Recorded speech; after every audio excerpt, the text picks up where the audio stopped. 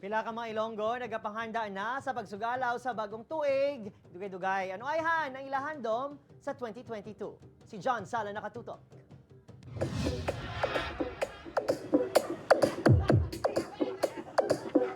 Temprano pa kainas ang aga, naga-party-party na ang pamilya ni Sarah Jean sa ilang balay diri sa Barangay Santa Rita, Oton, Iloilo. Tag sa katuig kuno, aga pa kung magpatukar sa mga mabaskog nga music ang ilang pamilya bangod sa ilang pagpati. Actually, tradisyon naman nato na sir nga kung magaot, syempre ginataboy kami ng mga malas or ano, pero sign man gyapon nasa tawag nga ang happiness and also para man sa nga ma-enjoy man naton. Para sa tuig 2022, handom sini nga amat-amat na kita makabangon sa pandemya kag magpakapag-on. Let's move on na lang about sa mga pandemic and be strong na lang siguro, sir.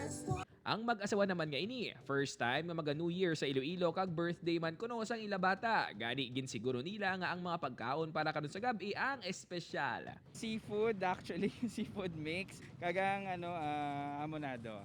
Subong nga 2021 madamo sa ginapasalamatan ang pamilya ni Jovi gani para sa 2022 handom sini. Sa promotion for the work, siguro, makakuha liwat sa promotion this year.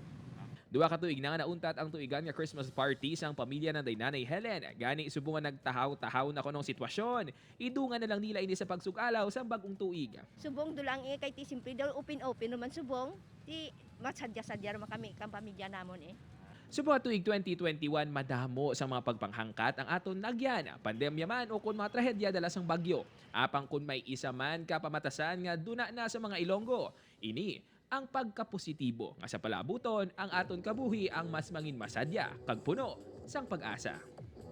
Upoy kay Sinido Linduque, John Sala. 1 Western Visayas.